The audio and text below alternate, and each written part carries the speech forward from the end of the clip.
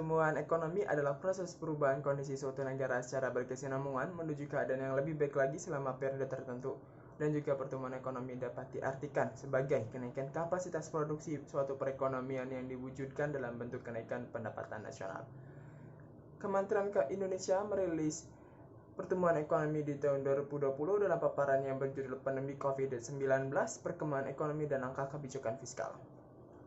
Meskipun melambat dibandingkan dengan tahun sebelumnya, Indonesia masih optimis akan pertumbuhan ekonominya diproyeksikan sebesar 2,3%. Pemerintah optimis di kuartal pertama Indonesia masih mampu tumbuh hingga 4,7% dan di kuartal kedua turun menjadi 1,1% dan di kuartal keempat 2020 mulai bangkit kembali menjadi 2,4%.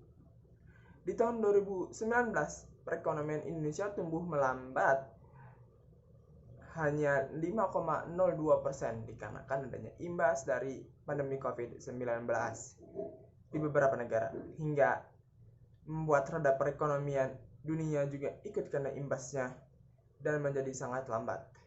Badan Pusat Statistika mencatat perekonomian Indonesia di tahun 2019 hanya mampu tumbuh 5,02%. Pertumbuhan ini sangat rendah dibandingkan dengan 4 tahun sebelumnya, dan imbasnya adalah kesulitan Indonesia untuk mengekspor dan memanfaatkan impor barang. Di tahun 2019, Indonesia hanya mampu mengekspor barang dan jasa sebesar 0,87% dan impor barang dan jasa sebesar 7,69%. Dan untuk sektor pariwisata, Indonesia juga kena imbasnya.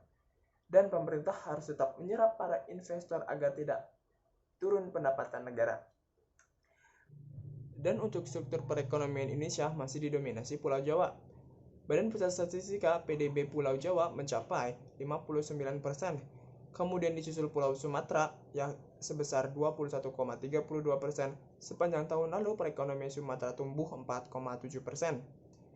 Dan Pulau Kalimantan juga mempunyai kontribusi terhadap PDB Indonesia sebesar 8,05% dengan pertumbuhannya sebesar 4,99%. Kemudian Sulawesi tumbuh 6,65% dengan sumbangsi porsi 6,33%. Untuk Pulau Maluku dan Papua merupakan yang terendah dalam kontribusi PDB Indonesia yakni sebesar 2,24% dengan pertumbuhan tercatat mengalami kontraksi yaitu minus 7,4% sepanjang tahun lalu. Kenapa Papua anjlok? Papua anjlok disebabkan karena sebab utamanya adalah Freeport. Freeport mengalami penurunan produksi karena adanya pengalihan sistem tambang yang ada di sana.